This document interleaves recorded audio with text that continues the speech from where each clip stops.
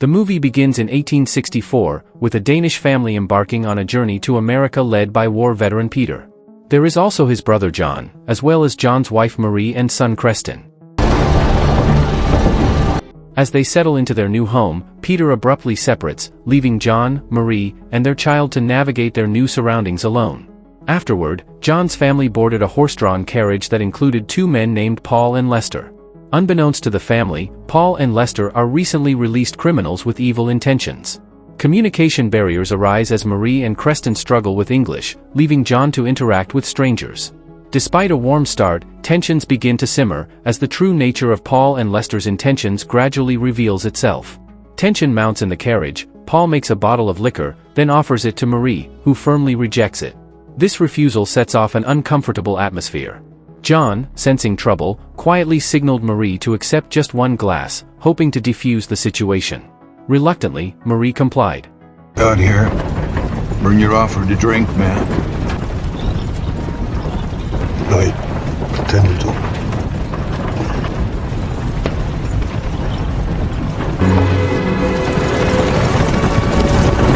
The effects of alcohol quickly took hold of Paul, causing him to become extremely agitated and fixated on Marie.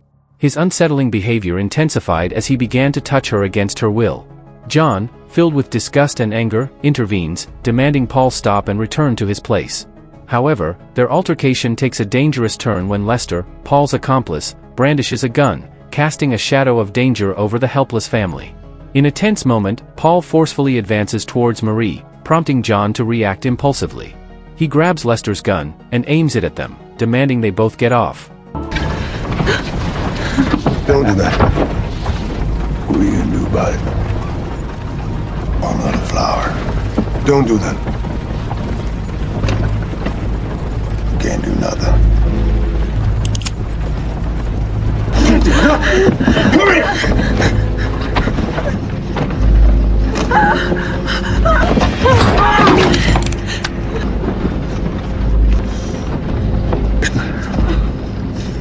Checa, vuelvan.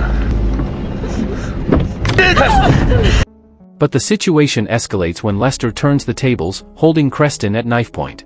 As tensions reach a breaking point, Paul reveals he's armed with two guns, one aimed at John and the other at Marie. The group issues John an ultimatum: surrender his weapon in 5 seconds, or risk the lives of his wife and son. John faces an agonizing decision, realizing he must choose between his family's safety and his own defiance. Ultimately, in a heart-pounding moment, John throws down his gun, surrendering to the dangerous standoff, but gets thrown out of the coach. In a desperate attempt to catch up, John pushes himself to run after the speeding buggy, despite his injuries.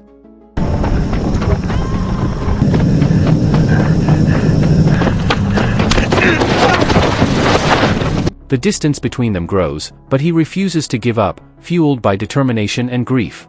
Finally reaching the carriage, his worst fears are realized, as he finds his son's lifeless body on the path.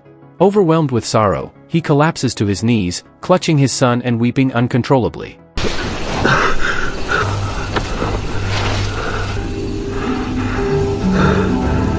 As he struggles to come to terms with the devastating loss, his grief turns to seething anger. His gaze falls upon the buggy, now halted in the distance. With grim resolve, he retrieves his gun, and begins a slow, deliberate approach. His eyes scan the scene, taking in the driver's lifeless body sprawled on the road. Fury rising, his focus narrows on Lester, the source of this tragedy, as he closes in with a determined purpose: killing the two convicts.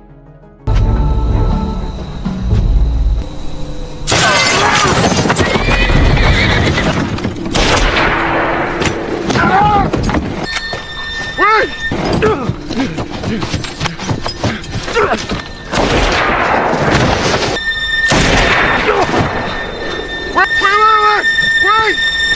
Should be fine!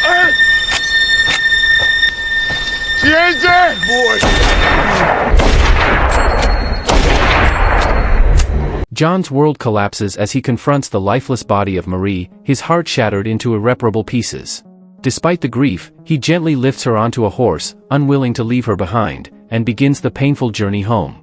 Arriving home with her body, John's brother Peter is there to offer what little comfort he can, amidst the tragedy. Peter, understanding the depth of his pain, silently tends to him, knowing words are inadequate on such a day of unfathomable loss.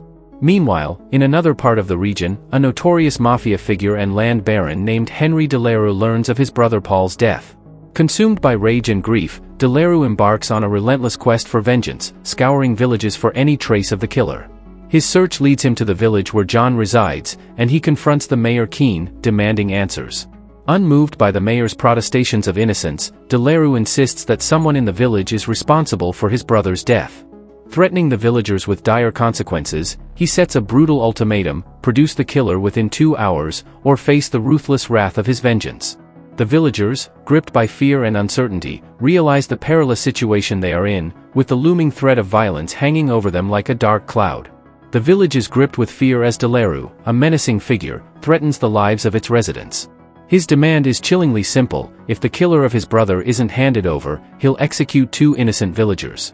As the clock ticks relentlessly, the tension in the village reaches a fever pitch. The 2 hours given by Delarue slip by like fleeting moments, and the killer remains elusive. Desperation sets in as the mayor, bearing the weight of the villagers' lives on his shoulders, steps forward with 2 chosen sacrifices. The first is an elderly woman, her weathered face lined with years of hardship.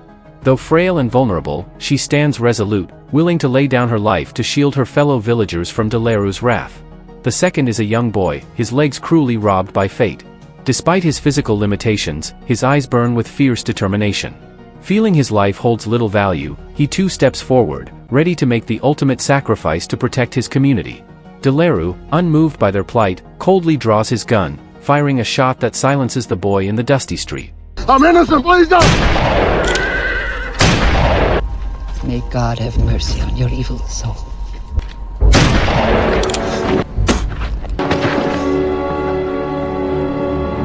Delarue, consumed by a thirst for retribution, turns his gun on an unsuspecting villager.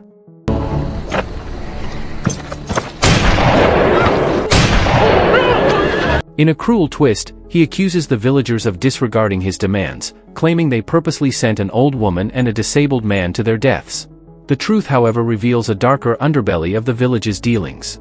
It comes to light that the mayor has been paying Delarue a monthly sum of $88 to keep the village safe from his wrath.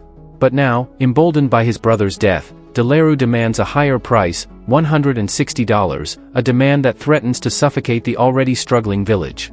As the dust settles on the tragic events, the villagers are left to reckon with the consequences of their actions, and the harsh reality of living under the thumb of a merciless tyrant. The sacrifices of the elderly woman and the courageous boy weigh heavy on their hearts, their memories forever altered by violence and fear. As the threat of Delarue's vengeance hangs heavy over the village, he issues a chilling warning: pay up or face even graver consequences.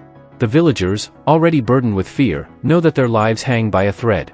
Meanwhile, amidst the turmoil, the villagers gather to bury the body of Paul, leaving his widow, Madeleine, to grapple with her harsh reality.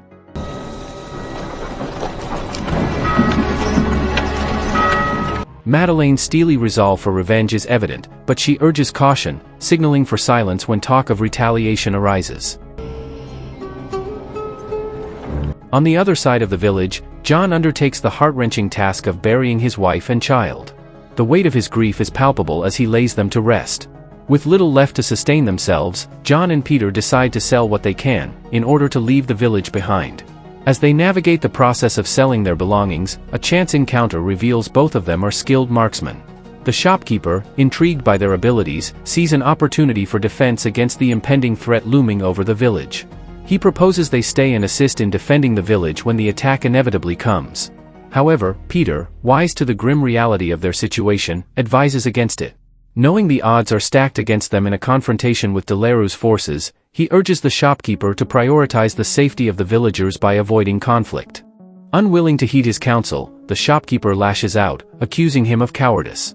The tension in the air is thick with uncertainty for the villagers, uncertainty over the once peaceful village. John approaches the mayor, seeking to sell the land he purchased 6 years ago for $140. He's surprised to find that he can only fetch $150 for it now, and expresses his dismay, explaining his current dire situation. The mayor sympathizes, revealing the villagers' financial struggles, due to having to pay $160 per month. John is confused, until the mayor enlightens him about the repercussions of Delarue's brother's murder. Understanding the gravity of the situation, John realizes his own troubles are likely to escalate. Resigned to his fate, he agrees to sell the land for the offered amount. The mayor advises him to conceal the money in his shoes, to avoid robbery. Hungry people out there. Following the advice, he hides the money and prepares to leave the village. As John and Peter prepare to leave, they are apprehended by the town's sheriff and minister, Malik.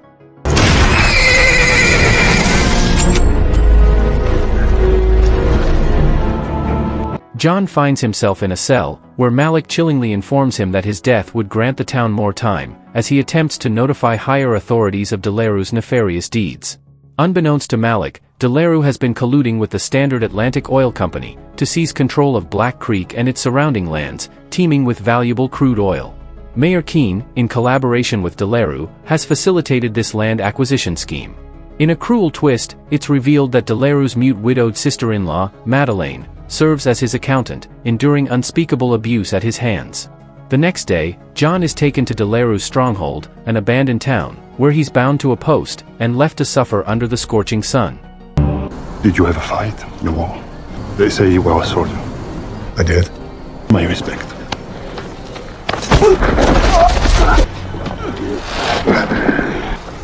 Oh, here he is. The worthless son of a bitch that killed your beloved husband. Your beloved husband killed my 10-year-old son. And he raped my wife. No one asked you to talk.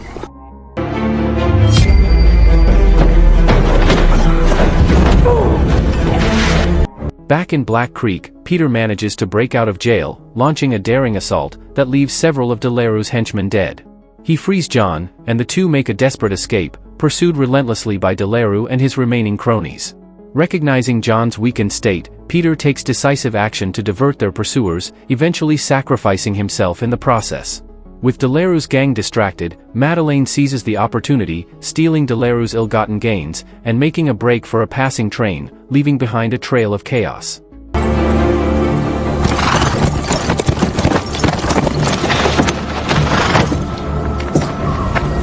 But he never did straighten you out. After she is captured by the train, Delarue callously orders his men to assault her, before planning to kill her. Meanwhile, battered and weary, John wanders the countryside, in search of refuge and sustenance. He stumbles upon the modest abode of Mrs. Whistler, whose husband fell victim to Delarue's cruelty. Finding solace in her home, he begins to recuperate from his wounds, while Mrs. Whistler and her children flee to safety.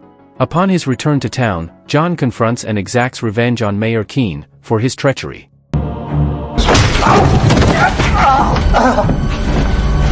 Nobody wants the land.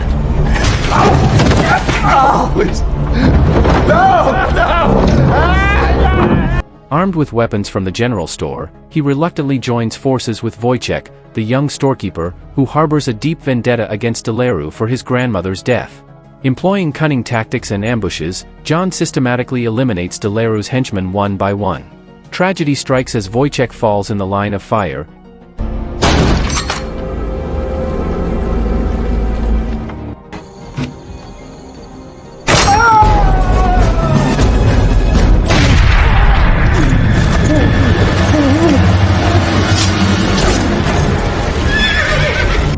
Inadvertently setting ablaze the hotel where Madeleine is imprisoned.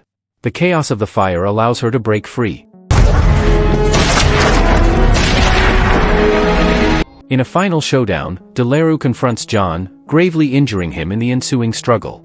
As Delarue prepares to deliver the killing blow, Madeleine, driven by her own torment and resilience, fires 2 shots at Delarue. John finishes the job with a lethal shot to the head. Just as victory seems within grasp, Sheriff Malik and his deputies arrive.